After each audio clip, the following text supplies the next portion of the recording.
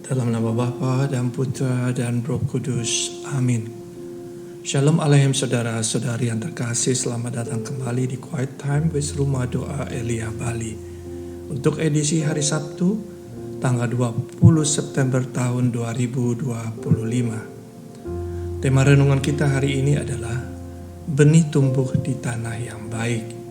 Bacaan diambil dari liturgi Gereja Katolik dari Injil Suci menurut Lukas bab 8 ayat 4-15 dan surat pertama Rasul Paulus kepada Timotius.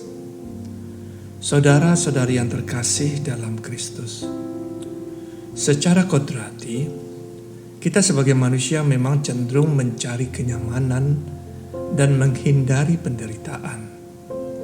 Ada dorongan alami dalam diri kita untuk mencari kesenangan, rasa aman, dan pengakuan diri. Namun justru karena itulah kebebasan kita seringkali terikat oleh hasrat. Bukannya bebas memilih yang baik, kita menjadi dikendalikan oleh tarikan dunia, kekhawatiran, kekayaan, dan kenikmatan hidup. Yesus sendiri mengingatkan hal ini dalam perumpamaan kepada kita tentang penabur dalam Injil Lukas yang kita renungkan hari ini. Benih sabda Allah ditaburkan kepada setiap orang, kepada Anda, kepada saya, kita semua. Tetapi tidak semua benih itu bertumbuh dan berbuah, karena hati manusia sering keras, sibuk dengan urusan dunia, atau takut pada penderitaan yang akan datang bila harus setia pada sabdanya. Banyak benih yang jatuh di tanah yang baik, yang berakar, bertumbuh, dan akhirnya menghasilkan buah yang matang. Tanah yang baik itu adalah hati yang mau mendengar, hati yang mau merenungkan, dan yang mau melakukan sabda Allah, meski harus berhadapan dengan tantangan, penderitaan, bahkan penolakan. Saudara-saudara yang terkasih, Rasul Paulus pun menegaskan kepada Timotius agar tetap taat pada perintah Tuhan tanpa cacat dan tanpa celah, hingga Kristus nanti menampakkan dirinya. Bahwa Rasul Paulus mau menyatakan ketaatan itu seumur hidup kita.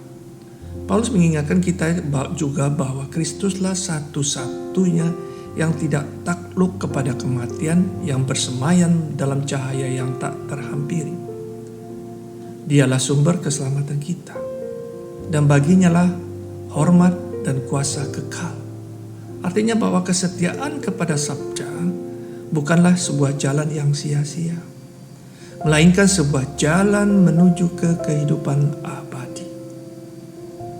Namun saudara, kita tahu kesetiaan itu menuntut sebuah proses, dan proses itu tidak selalu berjalan dengan mudah. Sama seperti otot yang bertumbuh melalui tekanan beban, ya, sehingga bertumbuh dengan kuat. Demikian juga jiwa kita. Jiwa kita tidak mungkin berkembang tanpa melewati proses frustasi, pergulatan, pergumulan, bahkan penderitaan. Tetapi penderitaan itu kita hayati dengan iman. Ia justru melahirkan kedewasaan rohani dan kekuatan batin. Santa Teresa dari Avila OCD dalam Puri Batin memberikan gambaran yang indah tentang hal ini. Santa Teresa berbicara tentang metamorfosis ulat sutra yang perlahan berubah menjadi kupu-kupu. Ulat kecil itu hidup dari daun murbe. Sebagaimana juga melambangkan jiwa kita juga hidup dari sarana-sarana rohani diberikan Tuhan. Pengakuan dosa, sakramen tobat, doa-doa, permenungan, membaca firman Tuhan, dan mendengarkan khotbah. Pada awalnya pertumbuhan itu akan kelihatan lambat dan pelan. Namun sedikit demi sedikit jiwa mulai dihangatkan oleh Roh Kudus, dibersihkan dari segala kelalaian dosa, dan dipelihara oleh rahmat Tuhan melalui gerejanya. Hingga akhirnya jiwa itu mulai dewasa. Seperti ulat yang berubah menjadi kupu-kupu, terbang bebas menuju kepada Allah.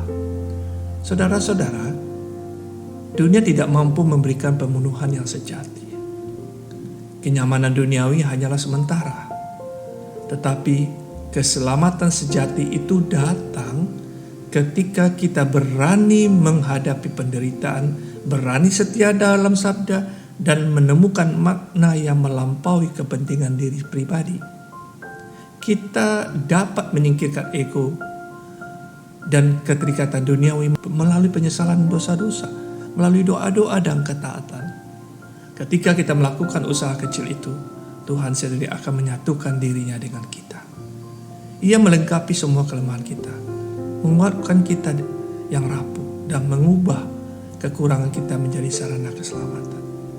Maka saudara-saudari, marilah kita belajar untuk tidak takut pada proses. Jangan cepat mundur ketika sabda menuntut kita untuk berubah. Jangan menutup telinga ketika sabda menegur kita. Sebaliknya, mari kita sambut sabda itu sebagai dengan hati yang terbuka. Sebab sabda Tuhan adalah obat bagi jiwa yang mati.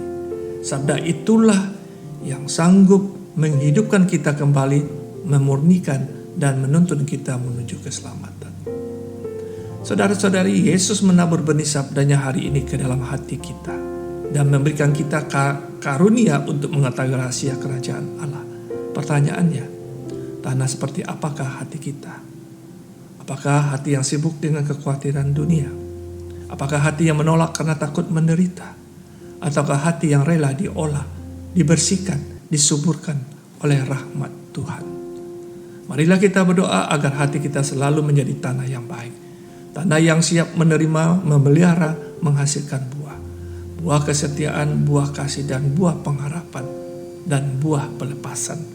Dengan demikian, meskipun kita harus melalui penderitaan, kita tetap berjalan dalam terang Kristus menuju keselamatan sejati yang telah dijanjikannya. Kemuliaan kepada Bapa dan Putra dan Roh Kudus, seperti pada permulaan, sekarang, selalu, dan sepanjang segala abad. Amin. Dalam nama Bapa dan Putra dan Roh Kudus. Amin.